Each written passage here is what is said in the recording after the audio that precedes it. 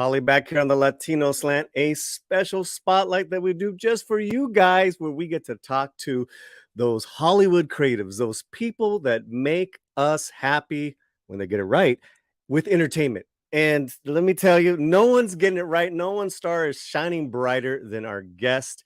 You guys know on this channel what a huge fan I am of Spider-Man, Miles Morales, Across the Spider-Verse.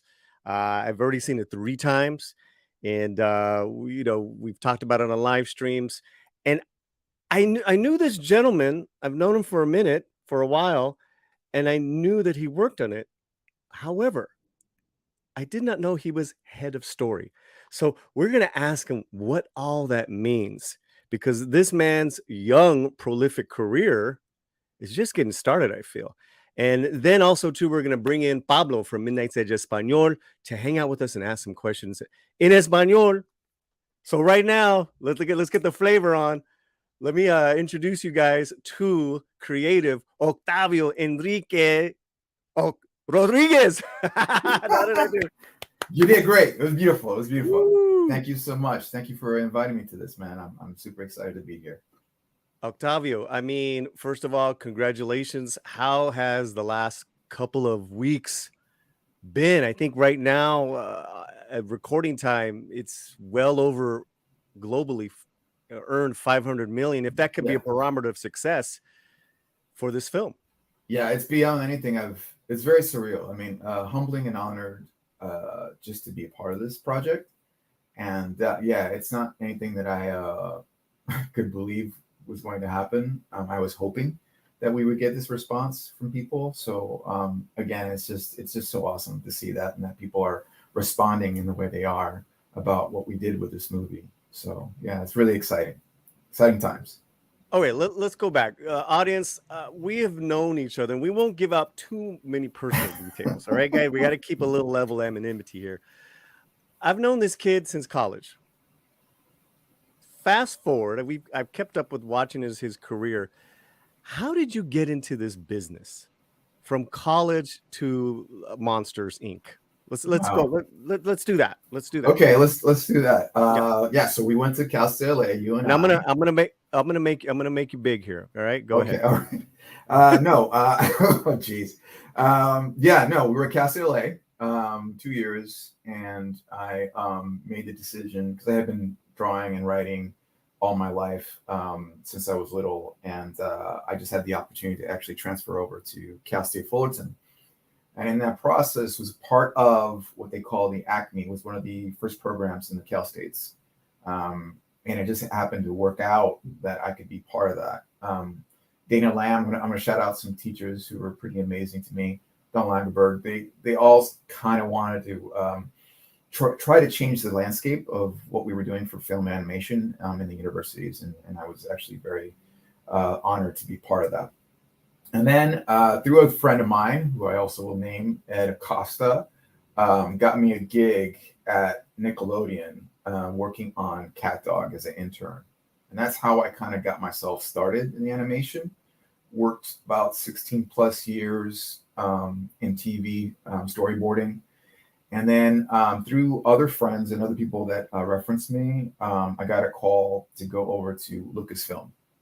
And I think that's like the change that happened for me, was getting to work with George Lucas and heading out to Northern California. Worked on Clone Wars. At the time, they weren't doing drawings. How nonchalantly he just said it. Work with George. First name, George. They flew me out to Skywalker Ranch. Man. Okay, go on. Yeah. So no, I got to work with a lot of talented people, not just George, but it was a really amazing time. And it really kind of opened my eyes to cinematography and just filmmaking in general.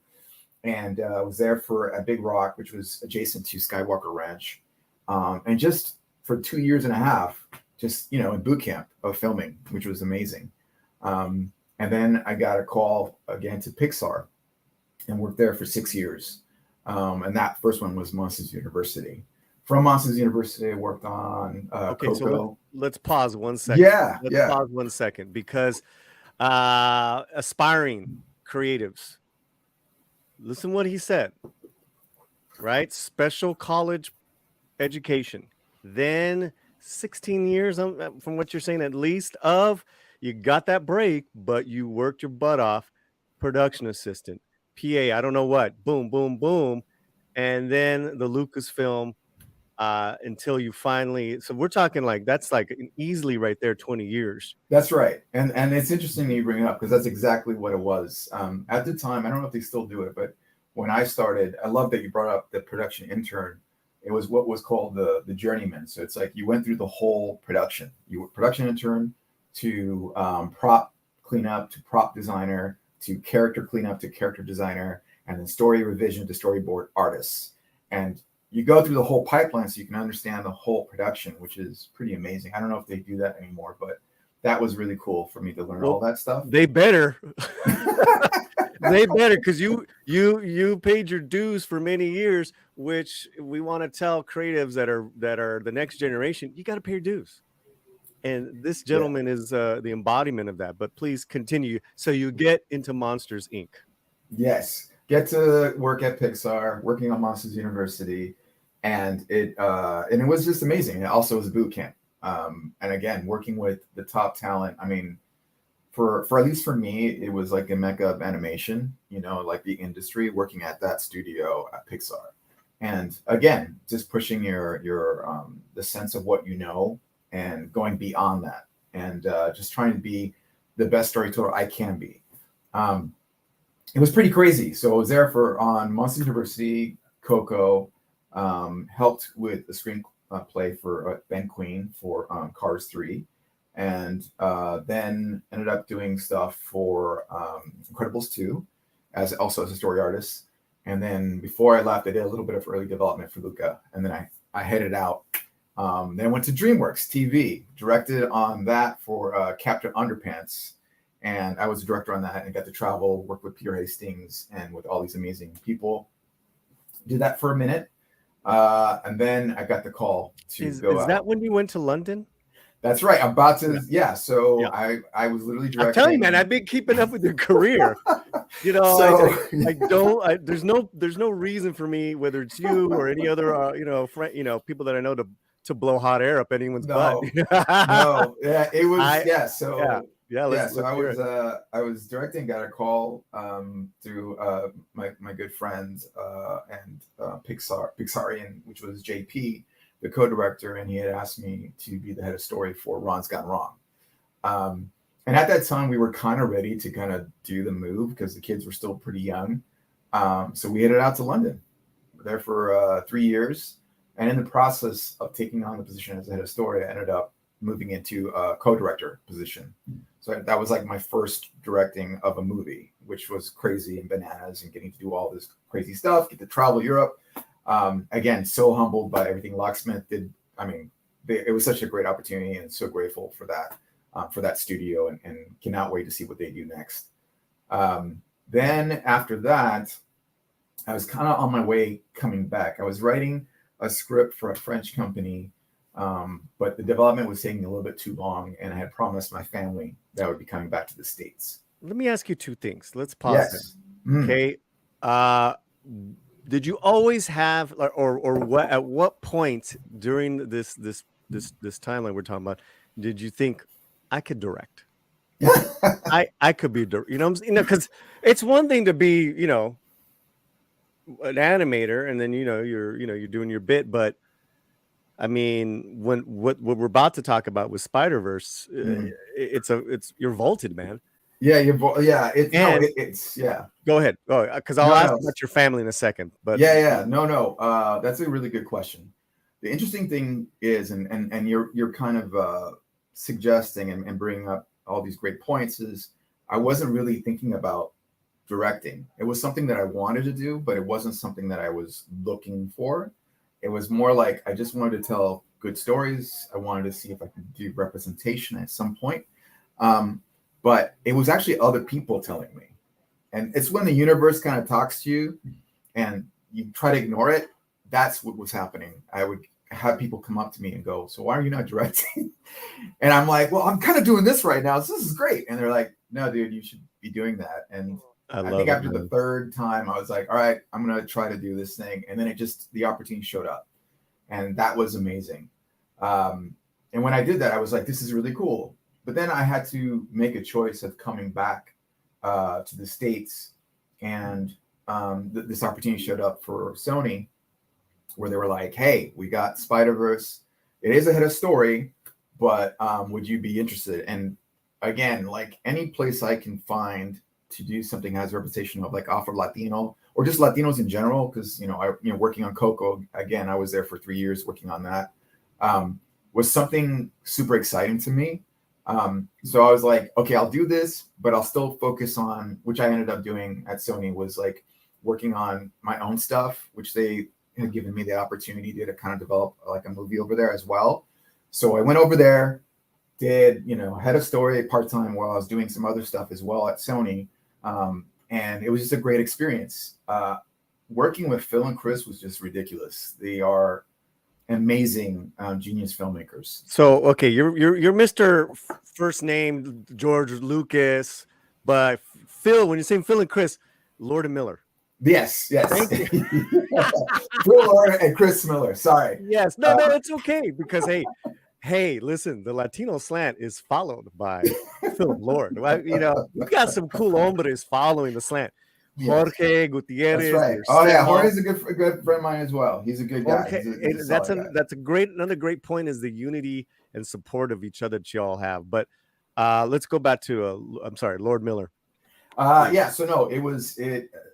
So here's the thing: getting to work with the people at Lucasfilm, and it just gave me a base. To your point about the process and my growth, now I can look at it and see that at the time I was just getting the kind of chops for what is cinematography, what is cinema, and that was pretty amazing to do that. Like it was hard and very kind of awkward at the time of the growth, but I got to learn all that stuff. Then going to Pixar was just, you're at this whole other echelon of excellence when it comes to animation. And it was just amazing to work with all these people and also just storytelling in general. And then I get to work, in London, and I'm just on my own kind of doing this thing with other people, but as a creative, the leadership role that I was doing and trying it out with other people, of course, supporting and just all these collaborators. Then I work with Phil Lord and Chris Miller, and it's just like, holy crap, like right. They have a whole other way of thinking, and it's exciting because all I want is to keep growing. And if there is resistance, there's growth, right? And so for me, anything that can challenge me in my filmmaking as a storyteller, so I can integrate that. So when the next opportunity shows up for me to direct another movie, I can use all that stuff. And so it's been, I'm very grateful is what I would say. I think it's a good place to pause in regards to, because we're right there. But I think equally, if not more important, is that you were able to have a family during this time, and that to me is like that hits my heart, right? And it's great to see you and your wife and sus hijos. Tell us a little bit about that. How challenging has that been? Yes, it's very challenging. I've been fortunate enough to have a family that are supportive, but also to kind of, I always say this, especially to people in the industry that are going to start a family or thinking about starting a family, it kind of gives you a whole other motivation, because now you have this generation that's coming up where you can actually help to kind of guide that in any way you can, especially as Latinos. My children, my wife is Mexicana. My parents are Dominicano. I was born in Puerto Rico. So there's a whole mixture of stuff that's happening there.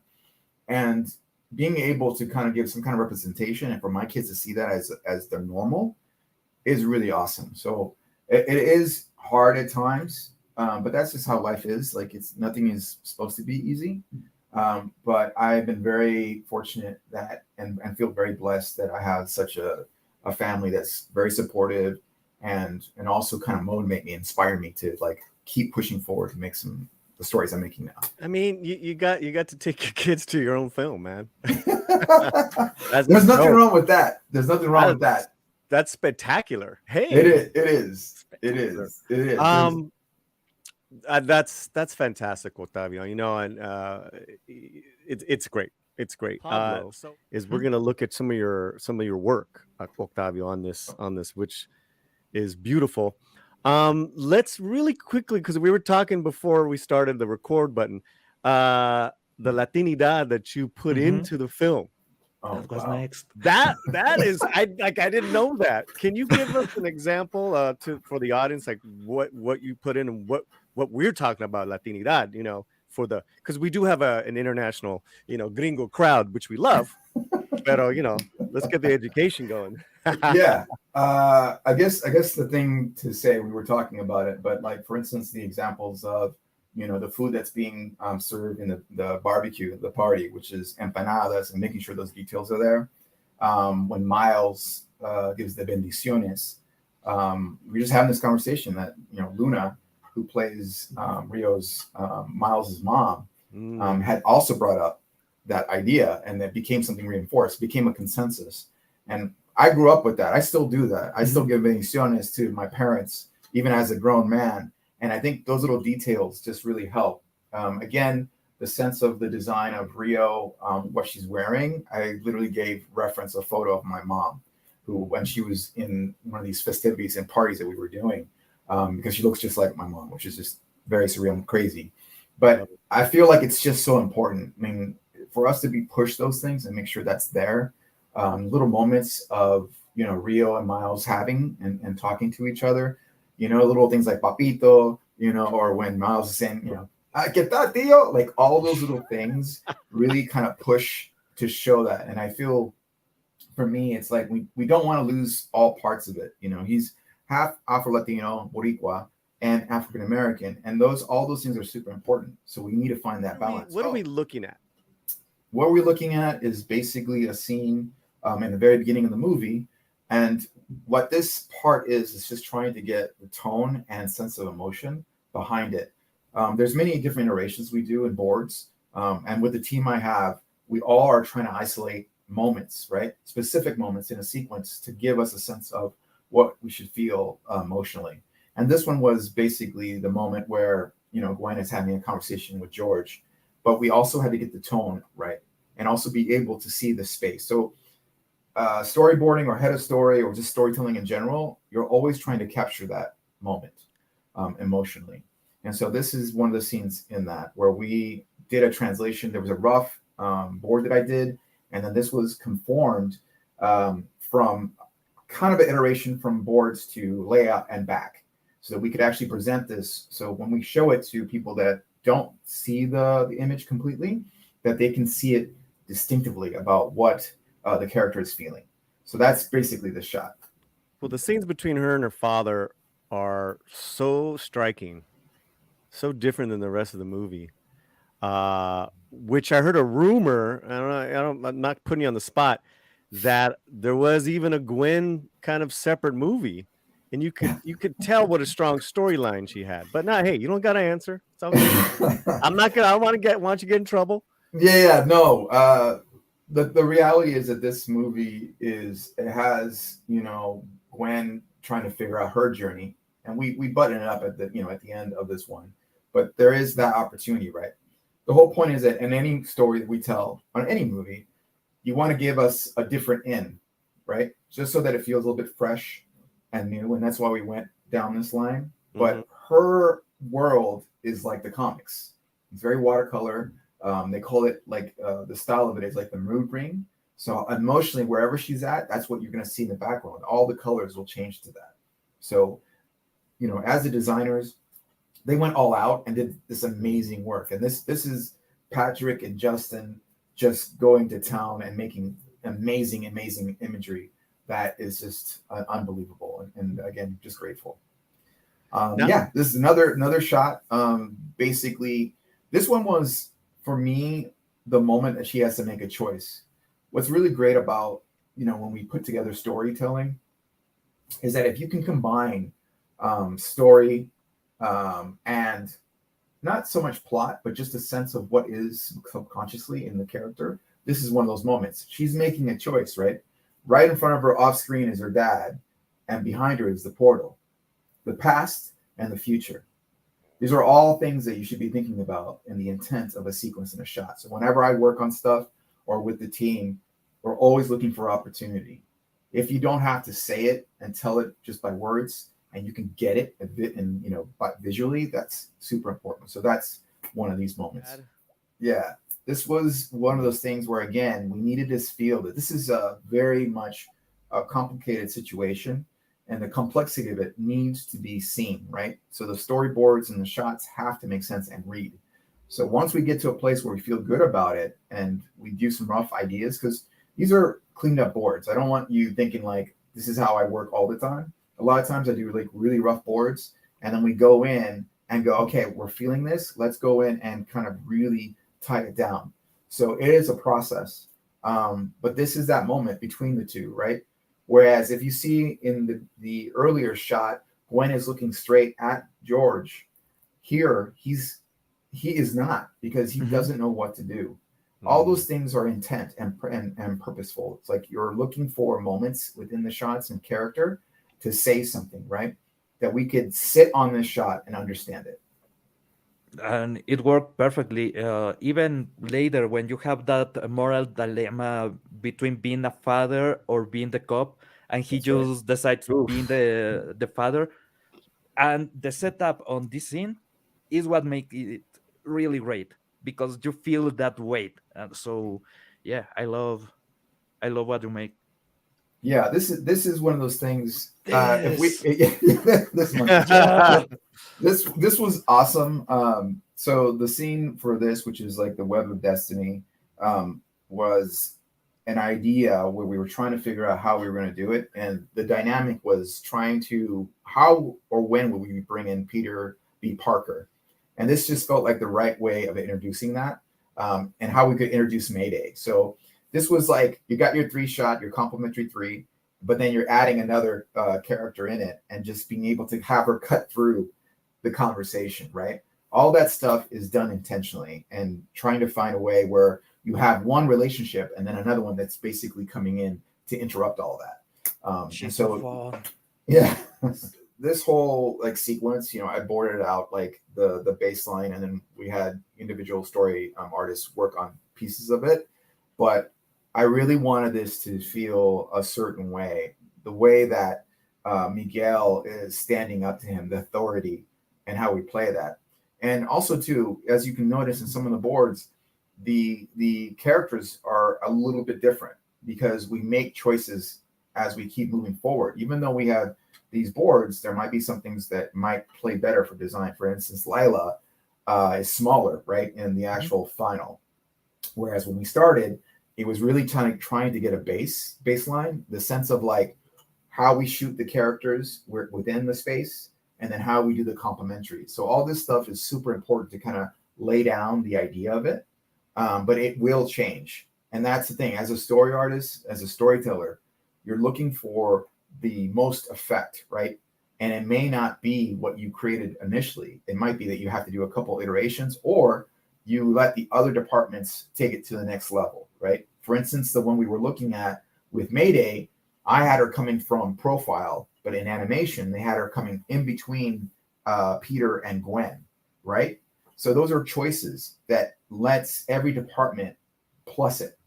That's the whole thing of like working in animation, is every department is bringing it to another level, which is amazing. Right, because you're already playing. So you're already playing with spacing, with blocking, characterization, and then you're saying people just in your team just keeps adding or taking Yeah. away, but you guys are always, when the team's right, you guys are really always kind of working on all cylinders together, huh? Yeah. No, it's the work is ridiculous. I mean, again, it's really beautiful to see the response that we're getting for the movie, but also the departments, everyone was like you were saying, at doing the best work, and it's just really nice that people are responding the way they are to the movie. Well, Octavio, I want to take up any more of your time. This has been amazing. You've got a part 2 coming out next year. Can you spill some beans here? Some spoilers? The only thing I'll Come on, say, man. We won't get you in too much trouble with no, Sony. no, It's no. not like Sony's gonna fire you.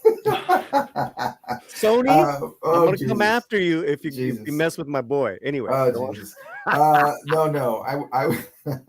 I would say the only thing to look out for is that it's gonna be even more epic and just more ridiculous in such of a great way.